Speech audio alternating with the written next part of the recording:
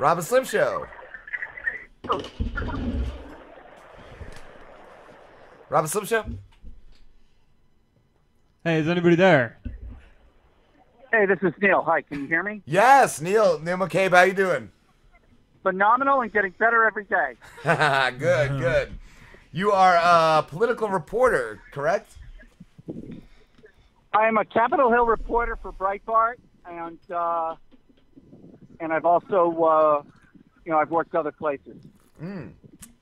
How many other places? How long have you been doing it for? I really started almost 25 years ago when I was in the Coast Guard station in Washington, and I started a column for a local paper back home called Neil McCabe in Washington, and I would, even though I was still serving in the Coast Guard, I would interview people from Rhode Island who were in Washington D.C. with congressmen, senators, or just other people, and so I just got caught with this bug. I mean, I really loved doing it, and then life takes over, and you have family obligations. And I joined the Army. I got out of the Coast Guard. I joined the Army Reserve, and they asked me what I wanted to do, and I said I wanted to be a writer, and they sent me to the Defense Information School where they taught me to be a photojournalist. And with the skills I learned from the Army, I was able to get a job as the editor of the Somerville News in Massachusetts, and it just sort of took off from there. That's awesome. Are you still in Massachusetts? No, I'm in Washington now. I live in Silver Spring, and I commute to Capitol Hill. Okay. But my roots are very much in Massachusetts. I mean, that's where I grew up. Cool. What has been one of your favorite stories that you've reported over the years? Well, one story I really loved, and I worked on it for about 8 months, was, I don't know if you remember a film called Amadeus, but Mozart wrote a requiem, sort of a funeral mass, and he wrote it as a full Catholic liturgy mass, and it's only been celebrated as a mass 3 times. Once for his own funeral, and then again for the 100th anniversary of Mozart's death, and then 6 weeks after President Kennedy was killed, they did the full mass by Mozart at the Cathedral of the Holy Cross, and it was broadcast on national television. They had the Boston Symphony Orchestra had a special stage next to the altar. They had 180 singers, and it was this fabulous event. And I was able to interview people who had attended the mass. I spoke to Joan Kennedy, who of course was the ex-wife of Ted Kennedy. I spoke to other people who were there, and what it meant was, I don't know if this is interesting, but I'm just going to keep going. The thing about for Jack Kennedy, the people of Massachusetts grew up with Jack Kennedy because his father was also a famous politician. But when he died, he was killed in Dallas, and he was buried in Washington. And so the people of Boston never had that closure. And so this mass, 6 weeks after he died, this was that sort of event where the people of Massachusetts, the people of Boston got closure. And I really enjoyed working on that. But then you get other stories, right? I interviewed a guy who tried to mail himself to Cape Verde in a box. Did he make it? Because no, it's he was in the box for 3 days and sitting on the pier, because the deal is with these ships, they don't take off until they're full. And one of his friends figured out what he had done, and so they basically cracked open the crate, and they said, son, you got to go. How disappointed must he have been? Oh, man. Yeah, but, he had a warrant out for his arrest because the guy got a speeding ticket, and then he didn't pay, and then he got pulled over again, and he got so scared that he ran out of the car, and the cop chased him, and the kid played high school football, so while the cop's running at him, he turned on the cop and did some kind of offensive lineman move on the cop and knocked him down. And so when this guy went into the crate, he was like dodging Johnny Law. Like it was just like this 20-year-old kid who had managed to spin himself into the worst possible legal tangle. Wow. And then escaping prosecution in a crate did not help him. Where's he now? I don't know. I could track that dude down because he had a whole theory. Like he had it set up where he would eat bread and drink water. Because obviously you don't want to be shitting a lot. That's what I was going to say. Like the wet spot in the crate is kind of a giveaway. Exactly. But I've written stories for the Army and I've written stories for the Catholic Church, which is it's like the same muscle memory. Like you don't have to shift gears. Like it's the same mindset writing for either institution. And then of course at Breitbart, the great fun about being Capitol Hill reporter for Breitbart is that if one of these Republican congressmen has been misbehaving and doing like liberal things, I show up in his office and they completely freak out because they're like, "Whoa, Breitbart found out. You've been talking to the like, look, how did you hear about this?" Like if the chief of staff runs out and says, "What's the problem? What's going on?" Well, you haven't been good, so you're on my radar. You're on my radar now, darling. Oh wow! Where else have you worked, Neil? I saw you were what is it? What did you do for One America News? Okay, so I was a reporter in the bureau chief for One America News, and that's why I had the opportunity to interview the great Donald Trump, who became our president, for about 15 minutes live. Wow. And that was in a trailer in Wisconsin, and they'd been blowing me off for, I want to say days, but really it was like weeks, right? Mm-hmm. Where they just blow you off constantly. And then one day, Hope Hicks, who was running his communications, and she's in the White House now, I sent her a text, and I just said to her, one professional to the other, Hope, it's my job to interview Donald Trump. What is my next step? And then I waited a minute and I called her and she said, can you fly to Wisconsin? And I said, we're scrambling the jets. And that's what we did. And I had 15 minutes with the guy. And, most people are familiar with his sort of persona when he's on stage. Yes. But when you meet him in person, it's like meeting someone who's in like the House of Lords or something. Like he's so kind. He's so polite. Wow. He's patient. He's concerned. He comes into the trailer. He's sweating because there was no air conditioning in this room because it's Wisconsin in the wintertime, but they had to close all the windows and doors for security. And so they said, Mr. Trump, there's some Mountain Dew in the refrigerator if you want some. And he's like, no, I'm fine. And then he looks around the room and he says, hey, but if anybody else wants a Mountain Dew, help yourself, and which is pretty cool. Anybody who offers me a Mountain Dew is cool. And so we sit down, and he looks at me and he says, I only have one thing to ask you. Please mention how hot it was in that room, so when people see me sweating, they understand. So that was sort of my lead off. I said, wow, Mr. Trump, it must have been 100 degrees in there. And he said, yes, it's very warm. And then we're getting along. Like, I'm sure you've heard this from, anybody else who's spoken to like a real professional politician. Trump and I were getting along so well. I thought we were going to go fishing the next Saturday. Like, we were like just buds. Like, Wow. And then he's gone, and then there I was. Just feeling alone and rejected. Just lonely. but for those 15 minutes, we had a thing, Yeah.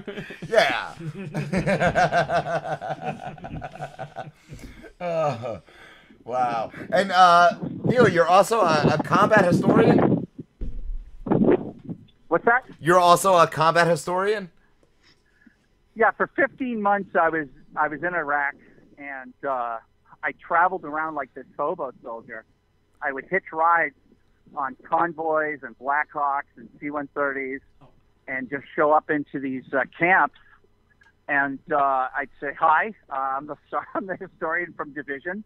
And they would like look at me like I was a weirdo. And they'd be like, we're kind of fighting a war here, son.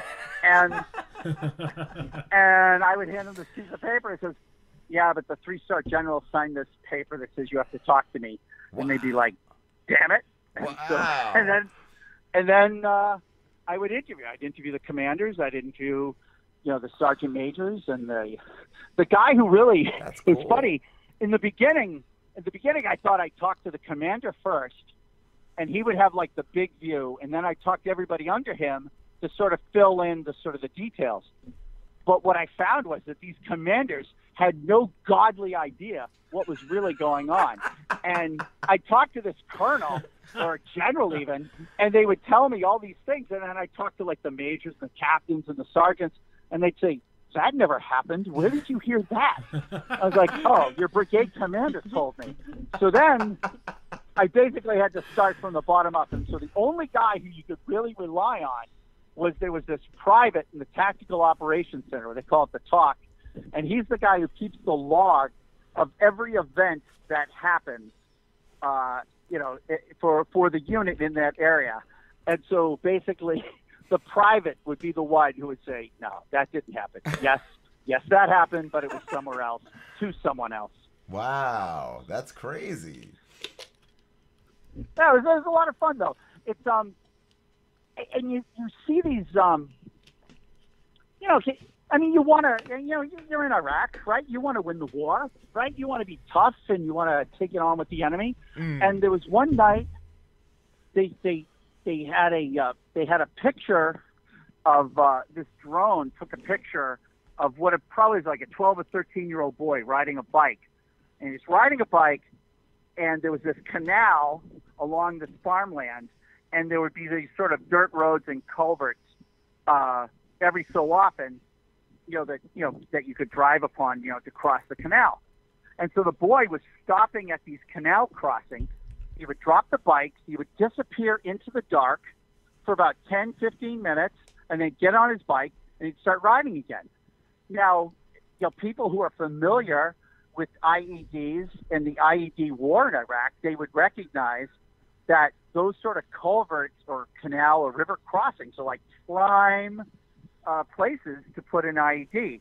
And so there was this Air Force sergeant, and he was like, he called up this F-16, and he's telling the battle captain, we got to waste this kid. We got to waste him. He's planting IEDs.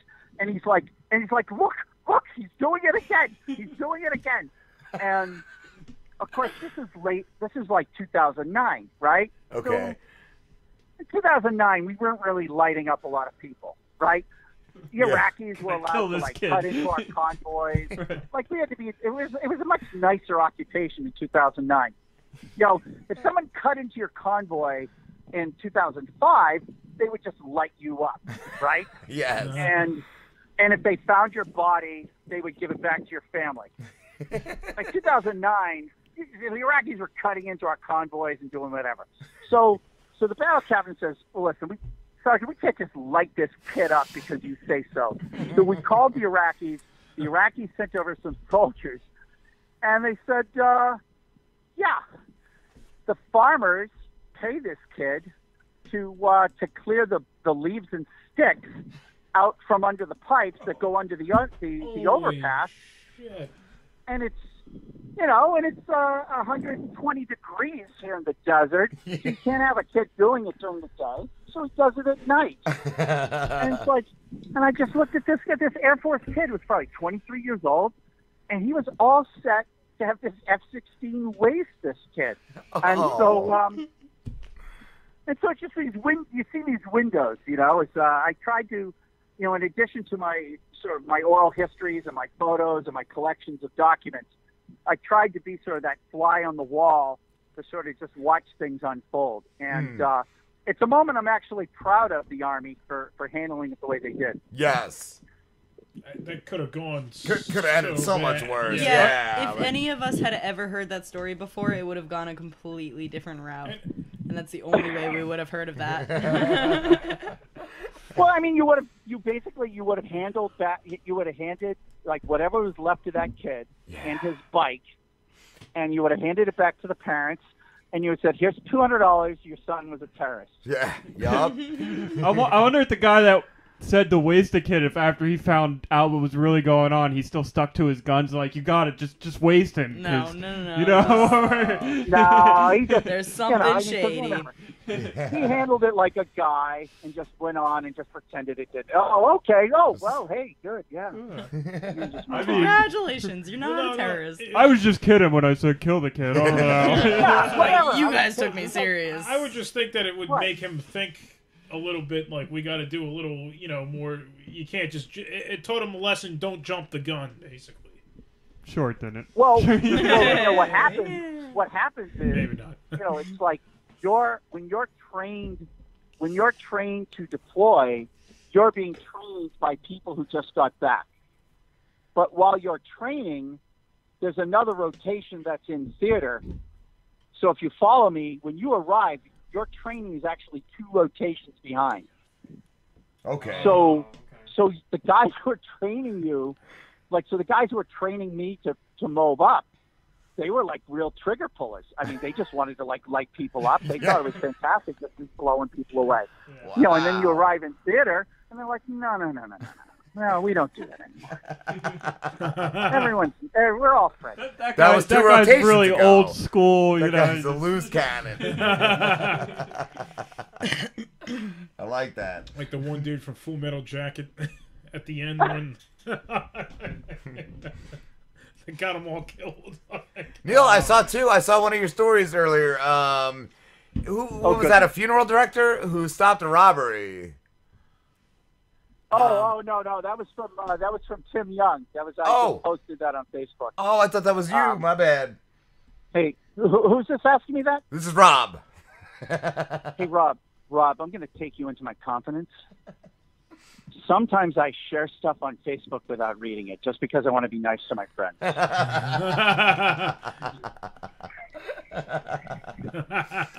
Cool. And maybe that makes me a bad person, but caring is caring.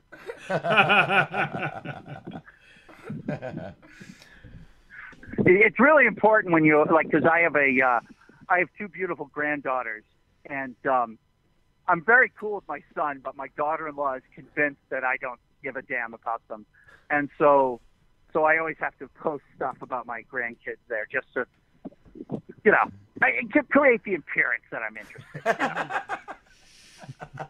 That's how I treat my intern. That's how I get him to come back every week. Hey, great job. Hey, smiley face. A lot of emoticons. Yeah.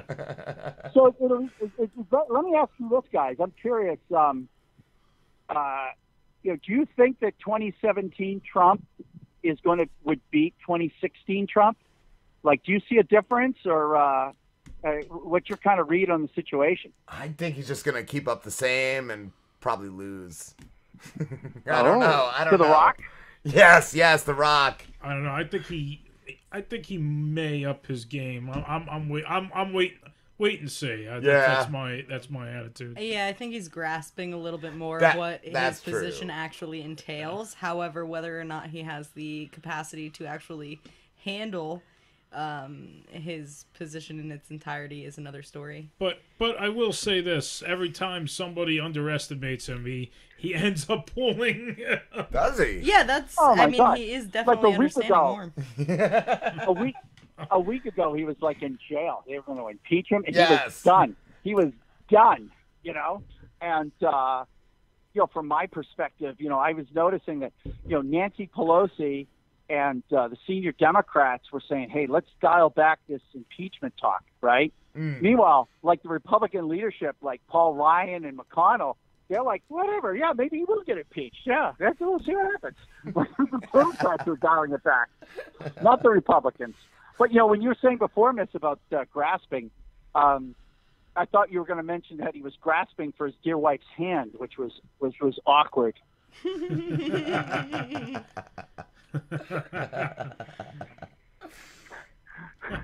It's like, I mean, how do you, like, as a guy, like, women will do that to you in a public place, and in the car, you're like, come on, honey, can't you pretend you love me just in front of my parents?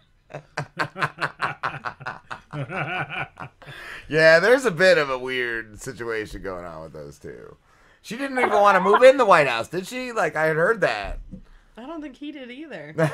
No, he wanted to run things from Trump Tower. Yeah, Margo or wherever. Well, he's like this lonely guy, He's just sort of like, he's just sort of bouncing around. He does, I don't know if it's to his credit or not, but, because of his brother's alcoholism, he swore off alcohol. And so it's like, it's not like, Nixon just sort of stumbling around with a Jack Daniels, just like trying to, get him back into bed. Trump, his wife and son are not around, and, it's like the White House. The White House is like an office building, right? So it's like, at 5 or 6 o'clock, people are going home, right? They're just punching out. Like the people who work there, they don't like live there. So by 7, 8 o'clock at night, it's just him and the painting, What are you looking at? He has a full-on, conversation with a bust of Lincoln. Neil, thank you so much for talking to us, but we have to wrap this up, dude. Where can everybody find you? All right, let's go to Breitbart.com, and also on Twitter, I'm at Neil W. McCabe, NeilWMCCABE. And it didn't come up, but I do want to say that Jay Geils was not a one-hit wonder, sir. I was gonna ask if we had any Jay Geils. Oh, I know. I just tweeted that to be cheeky. Yeah, well, listen, you can't tell because I lost my accent, but I grew up around Boston. So be very careful when you're talking about the Geils Band with people from Boston. Oh, thank you, Neil. You're awesome, dude. Take care, guys. Bye-bye. You too. Have a good one. Have a good one, bro.